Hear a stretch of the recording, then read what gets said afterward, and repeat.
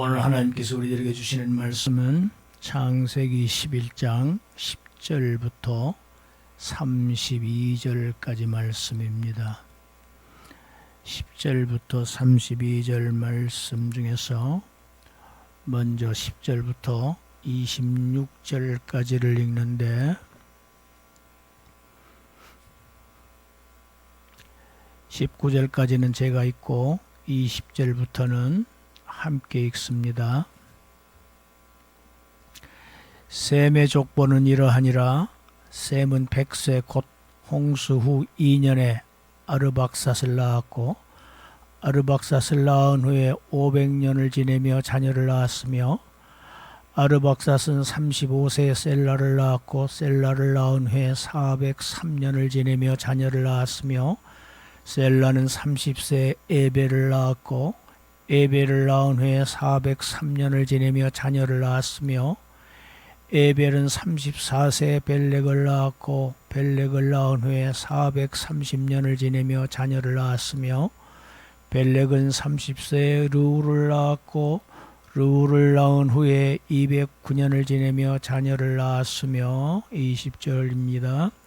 르우는 32세에 스룩을 낳았고, 스룩을 낳은 후에 207년을 지내며 자녀를 낳았으며, 스룩은 30세에 낳았고, 나홀을 낳은 후에 200년을 지내며 자녀를 낳았으며, 나홀은 29세에 데라를 낳았고, 데라를 낳은 후에 119년을 지내며 자녀를 낳았으며, 데라는 70세에 아브람과 나홀과 하란을 낳았더라. 아멘.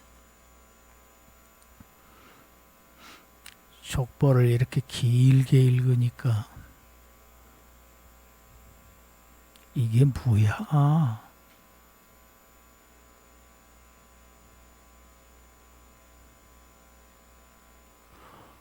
그런 생각을 하신 분은 아마 안 계시리라고 믿습니다.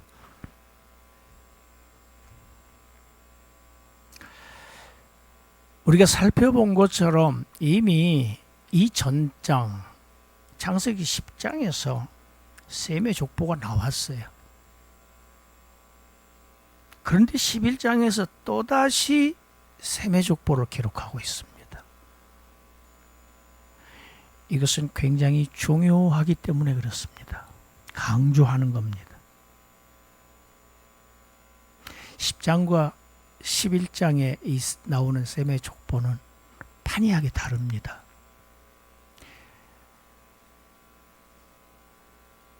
10장에서는 이 셈의 자손들의 족보를 이름만 열거합니다.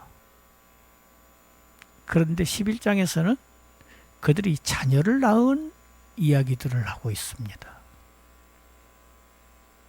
자꾸 자녀를 생산한 이야기를 해요. 이게 다르죠. 그리고 또 다른 게 있습니다. 10장에는 10장 그 셈의 족보에는 에벨에게 두 아들이 있었지요. 그 벨렉과 욕단 두 아들이 있었습니다. 그런데 10장에서는 욕단의 자식들만 기록하고 끝을 냅니다. 그런데 11장에서는 욕단의 자식들은 언급하지 않고 이제 벨렉의 후손들만 기록을 쭉 해나가면서 마지막에 아브라함과 연결을 시킵니다.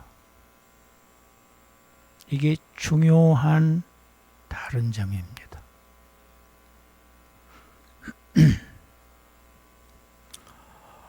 오늘 본문의 둘째 단락 27절부터 32절까지는 우리가 같이 합독합니다. 데라의 족보는 이러하니라. 데라는 아브람과 나홀과 하란을 낳고, 하란은 롯을 낳았으며, 하란은 그의 아비 데라보다 먼저 고향 갈대아인의 우르에서 죽었더라.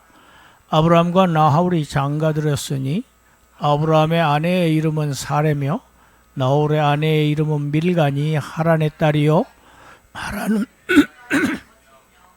또 이스가의 아버지더라. 사레는 임신하지 못함으로 자식이 없었더라. 데라가 그 아들 아브람과 하란의 아들인 그의 손자 롯과 그의 며느리 아브라함의 아내 사레를 데리고 갈대아인의 우르를 떠나 가나안 땅으로 가고자 하더니 하란에 이르러 거기 거류하였으며 데라는 나이가 205세가 되어 하란에서 죽었더라.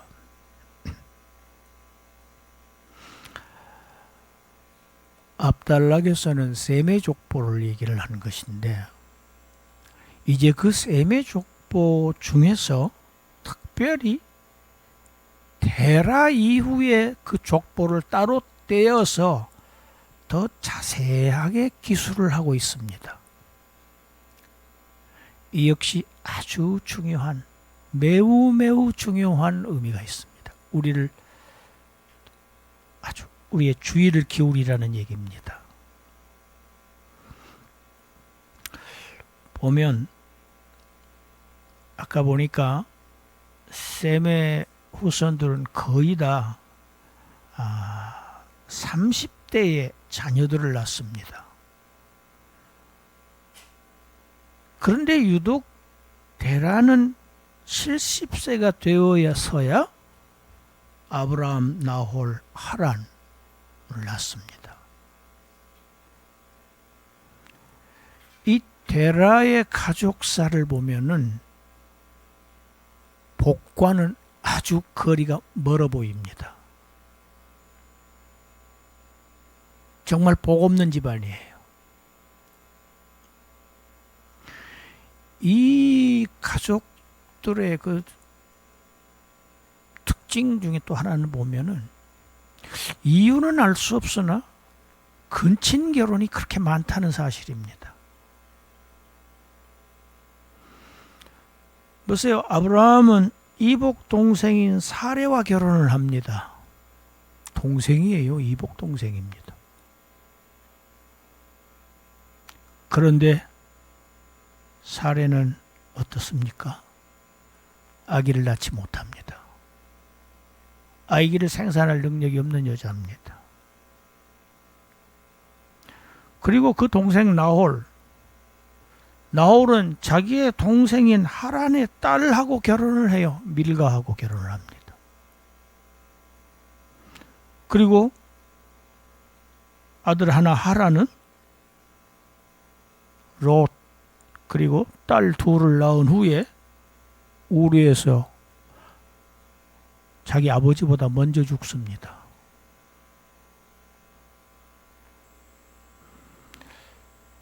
이 데라의 가문을 가만히 보면은 아주 늙어서 자식을 낳거나 아예 자식이 없거나 자식이 있어도 그중 하나가 죽거나 자식 복이 없어요. 자손의 대가 끊어질 위기에 처합니다. 이것이 의미하는 것은 무엇이냐? 여자의 후손에 심각한 문제가 생겼다는 것을 의미합니다.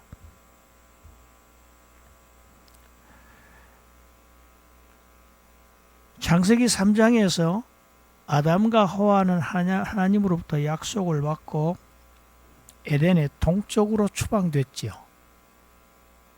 서쪽에서 동쪽으로 갑니다. 그런데 아브라함은 약속을 받고 서쪽으로, 동에서 서쪽으로 갑니다. 방향이 다릅니다. 서쪽에 있는 가나안을 향해서 가요.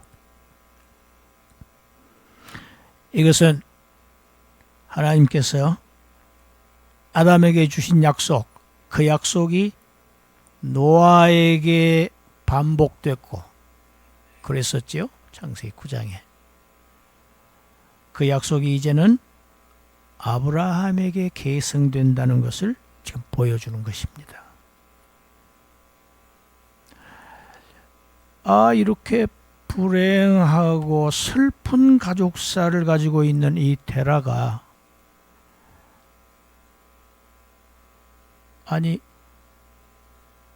자기 삶의 터전인 그 국제도시, 대도시입니다. 오늘날로 말하자면 동경, 뉴욕, 런던 이런 정도의 도시입니다. 그 살기 좋은 곳을 떠나서 가나안으로 가고 있습니다. 지금 31절에 그러지요. 갈대아 우르를 떠나 가나안 땅으로 갑니다. 데라는 왜 그랬을까?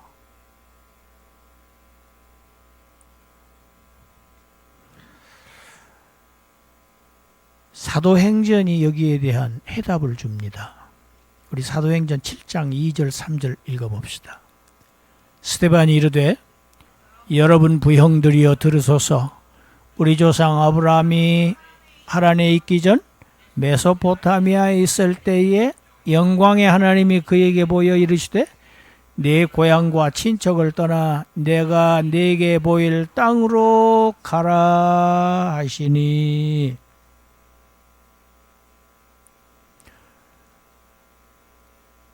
스데반 집사 신약 최초의 순교자입니다.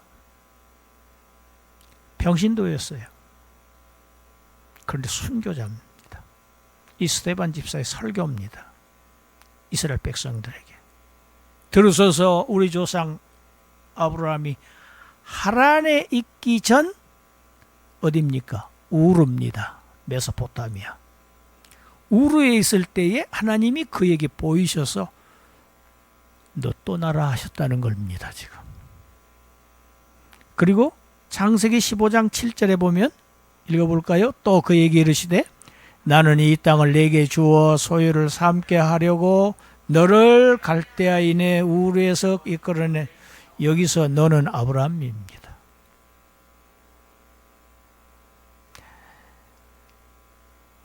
답이 나오죠. 우르에 있는 아브라함을 하나님이 부르셨다는 겁니다. 그래서 우리가 이해가 가는 대목이 있습니다. 모세는요, 하나님이 부르셨을 때 하나님의 이름을 묻습니다. 그런데 아브라함은 묻지를 않아요. 무슨 뜻일까요? 이미 알고 있다는 얘기입니다. 왜? 하란에 있기 전, 그전 메소포타미아 우르에 있을 때 아브라함을 부르셨기 때문에 지금 아브라함의 아버지 데라가 이 셋을 데리고 우르를 떠난 겁니다. 가나안으로 향한 겁니다. 데라가 데리고 가는 사람이 누구입니까? 아브라함, 아들 아브라함. 그리고 또 한 아들, 하란의 아들인 자기의 손자 롯을 데리고 가고, 그 다음에 며느리 아브라함의 아내 사레를 데리고 갑니다. 이 순서를 한번 보세요. 조카가 며느리보다 더 앞서서 표현이 됩니다. 예, 그러고 있죠. 특이합니다. 아브라함은요, 데라는요, 둘째 아들 나홀 안 데리고 갑니다. 그리고 딸 둘도 남겨두고 갑니다. 그러면서 굳이 손자를 데리고 가는 거예요. 왜 그랬을까? 오늘 본문의 30절이 답입니다. 30절 읽어볼까요? 사레는 임신하지 못함으로 자식이 없었더라. 사레의 불임녀입니다. 이것이 이유입니다. 왜? 데라는 자기의 가계를 이어가야 돼요. 굉장히 중요한 의미입니다. 오늘날과는 차원이 다른 얘기입니다. 가계가 끊긴다는 것은 이거 망하는 겁니다. 하나님의 축복이 없는 겁니다. 신의 축복이. 실제로 역사가 요세푸스는 이 롯이 아브라함의 양자였다고 역사책에 증거를 합니다. 양자 삼은 겁니다. 아까 말씀드렸듯이 그래서 사레의 이름보다 롯이 이름이 더 앞에 놓여 있고 창세기에 나온 아브라함의 전체 기사 중에서 롯에 대한 기사가 굉장히 큰 비중을 차지합니다. 무려 4분의 1에 해당합니다. 아브라함 기사 중에 4분의 1이 롯에 대한 기사예요. 창세기 13장, 14장, 18장, 19장에 계속해서 롯이 등장합니다. 앞으로 이 창세기가 전개되는 과정에서 이 문제,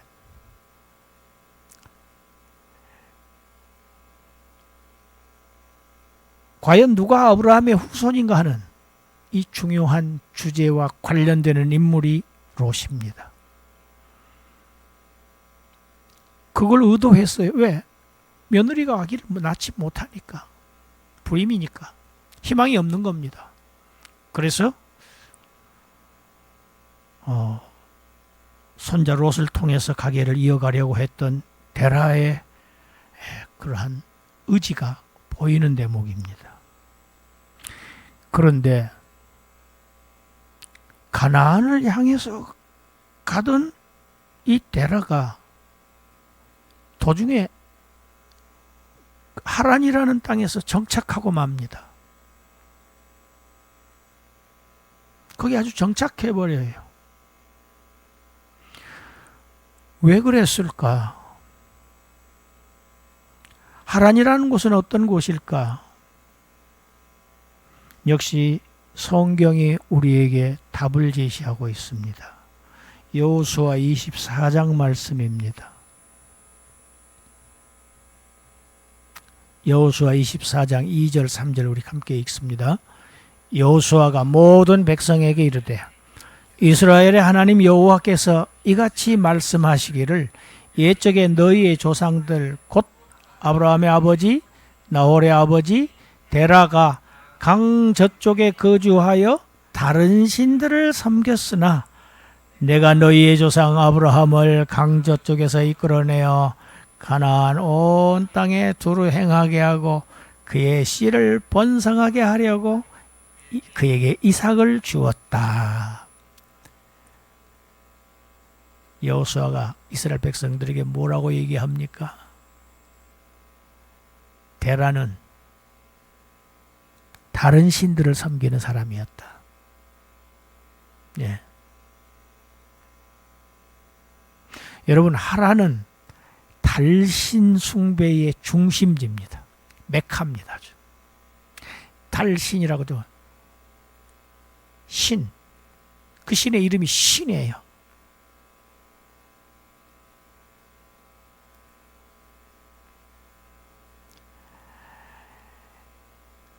그걸 또 다른 신을 섬겼다고 하는 증거가 확실하게 있습니다.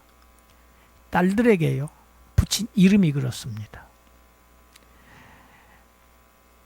데라가 딸에게 붙여진 이름이 달신, 영어로는 SIN입니다. 달신 이름이 신, 달신 이름이 신이에요. 그 신의 배우자의 이름을 붙입니다. 그게 사레입니다. 아카도어로는 사라투 하는 이름. 달신의 배우자의 이름을 자기 아브라함의 이복 여동생이니까 사레가 자기 딸이지요. 데라에게 딸에게 붙여줘요. 마찬가지입니다. 그 아들 하란도요, 자기 딸에게 그 달신의 딸의 이름을 붙입니다. 그게 밀가입니다. 밀가. 아카도어로는 말가투라고 하는 이름을 붙여줍니다. 이런 것을 보면 데라의 신앙은 여호와 하나님만 섬기는 것이 아니었고 달신, 또 다른 신들 섬기는 혼합주의 신앙이었다는 것을 우리가 알 수 있습니다. 그래서 여호수아 24장 3절에는 뭐라고 얘기하고 있습니까? 하나님께서 누구를 부르셨다고 그래요? 데라를 부르셨다고 합니까? 아닙니다. 아브라함을 부르셨다고 딱 제외하고 있죠. 하란에 정착한 분명한 이유가 있습니다. 가나안으로 계속 가지 못하고 탈신 숭배의 중심지인 하란에 정착했던 이 데라 205세 죽었다고 기록하고 있죠. 본문 26절에. 이 창세기 11장 26절에 보면 창세기 뭐라고 기록합니까? 데라는 70세에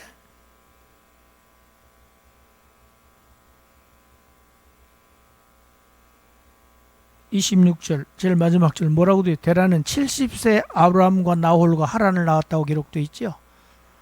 70세에 새 쌍둥이를 낳았다는 얘기일까요? 아닙니다. 이 히브리어의 이 의미는 70세 이후에야 낳기 시작했더랍니다. 아브라함이 먼저 낳았으니까 70세겠죠. 아브라함이 하란을 떠난 것이 75세입니다. 그러면 아버지가 145세 때 아브라함이 145세나 된 아버지를 거기다 남겨두고 아브라함이 가나안을 떠납니다. 그리고 데라는 아브라함이 떠난 이후에도 60년을 더 살다가 그 하란 땅에서 죽었더라. 이것이 오늘 성경의 이야기입니다. 왜 아브라함은 145세나 된 아버지를 두고 떠나야 했을까? 혼합주의 신앙이 증명을 하고, 그래서 하나님께서 누구만 부르셨다? 아브라함을 부르신 것이다.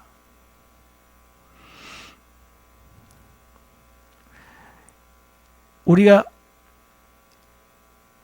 이전에 살펴본 것처럼 창세기 10장의 셈, 또 누가입니까? 에벨, 벨렉, 기억이 나시는가요? 셈, 에벨, 벨렉, 이 라인이 이 11장에 와서는 지금 계속 이어지는데, 이어지는 패턴이 어떻습니까? 누가 몇 세에 누구를 낳고 또 누구를 낳은 후에 몇 년을 지내며 자녀를 낳았더라. 창세기 5장의 족보와 아주 비슷합니다. 그런데 다릅니다. 어떤 점이 다릅니까?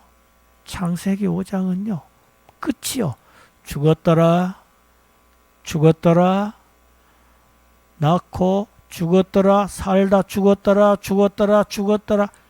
죽음에 대한 이야기가 없다는 것이 지금 오늘 본문의 독특한 특징입니다. 죽음의 족보가 아니라는 얘기입니다. 낳고 낳았더라, 낳고 낳았더라, 낳고 낳았더라. 계속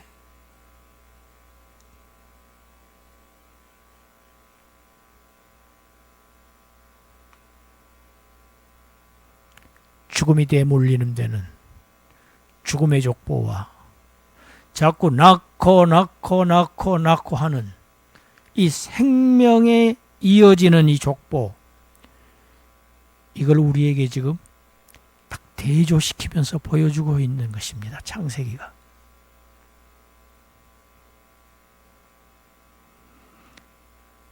낳고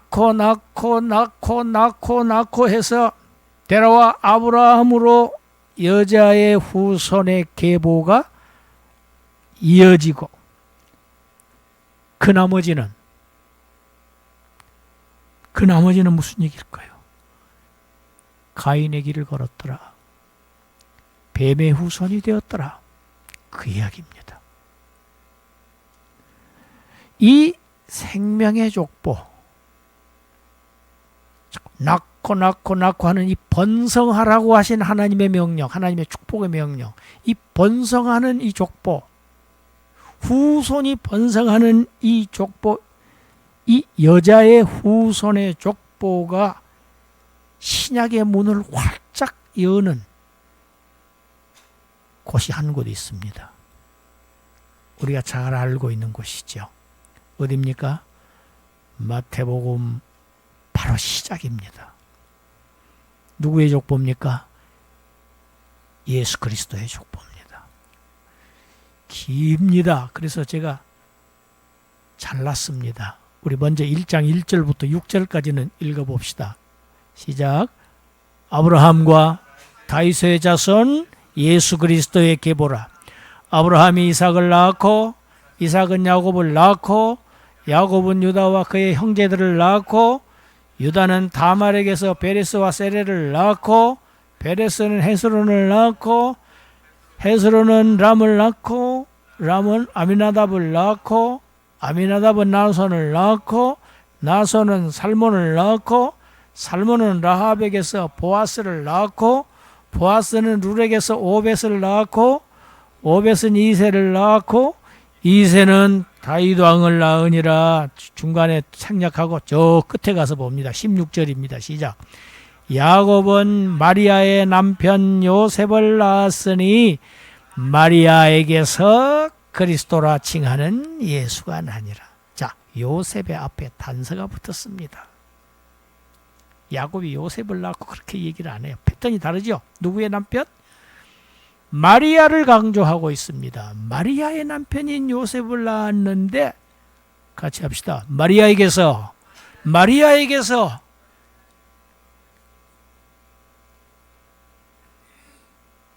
요셉에게서가 아니에요. 남자에게서가 아니에요. 아담의 후손이 아니에요. 마리아에게서, 동정녀 마리아에게서 그리스도라고 칭하는 누가 나니라? 예수가 나시니라.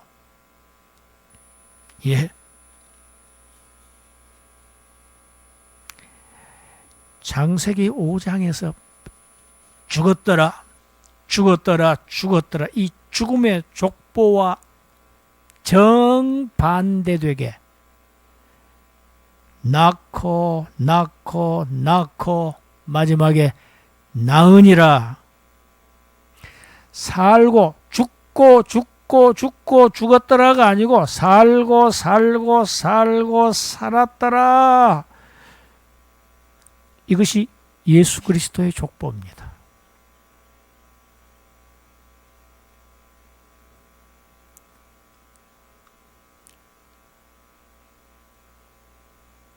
갈라디아서 3장 29절을 우리 읽어봅시다. 시작. 너희가 그리스도의 것이면 너희는 누구의 자손이다? 아브라함의 자손이요 약속대로 하나님의 상속자다. 하나님의 유업을 하나님의 상속자다. 하나님의 그의 나라를 상속받을 사람들이다. 자, 창세기 3장 20절 계속해서 읽어봅니다. 아담이 그의 아내 이름을 하와라 불렀으니 그는 모든 산자의 어머니가 됨이더라. 아담이요 자기 이름을 2번 붙여줍니다. 처음 붙여준 이름은 뭐였습니까? 남자에게서 취하였으니 여자라 하리라. 첫 이름은 여자였습니다. 2번째 준 이름이 하와입니다. 그런데 이 하와라는 이름은 무슨 뜻이다? 모든 산자의 어머니다. 이런 의미의 이름을 붙여주었다는 것을 오래전에 제가 설교를 했습니다. 지금 오늘 본문과 연결이 됩니다. 저와 여러분들은 예수 그리스도에게 속한 자들입니다. 예수 그리스도에게 속한 자, 예수 그리스도의 소유가 된 자들은 누구의 자손이다? 아브라함의 자손입니다.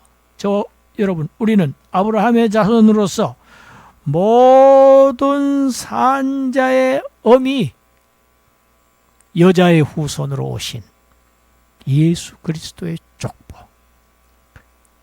곧 요한계시록에 나오죠. 생명책에 이름이 올라있는 산자들입니다. 할렐루야. 죽음의 족보에 들어있는 자들이 아니에요. 살아있는 자들의 족보에 들어있는 사람들입니다. 성경은 이렇게 말합니다. 하나님은 죽은 자의 하나님이 아니요 살아있는 자의 하나님이시라. 할렐루야. 하나님은 예수 그리스도를 통해서 우리를 살리셨습니다. 그래서 산자들의 족보인 생명책에 그 이름을 등재시켜 놓으시고 우리를 너는 내 자녀라, 너는 내 아들이라, 나는 너의 아버지라, 너의 하나님이라고 지금도 이 창세기 족보를 통해서, 예수님의 족보를 통해서 우리에게 말씀하고 계십니다. 할렐루야. 기도하겠습니다.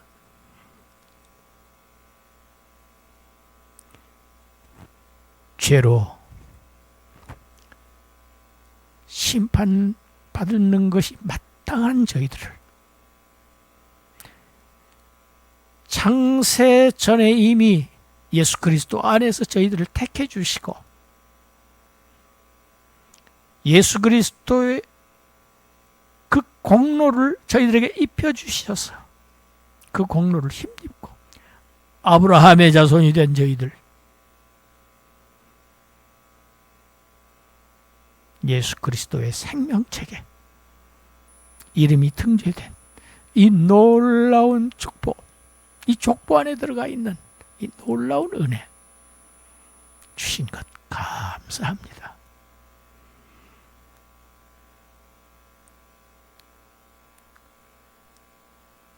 죽은 자의 하나님이 아니요 하나님은 모든 산 자의 하나님이시라 하신 말씀, 우리 아버지, 우리 하나님의 은혜를 감사드리고 찬양하며 경배합니다. 영광을 아버지 하나님께 올려드립니다.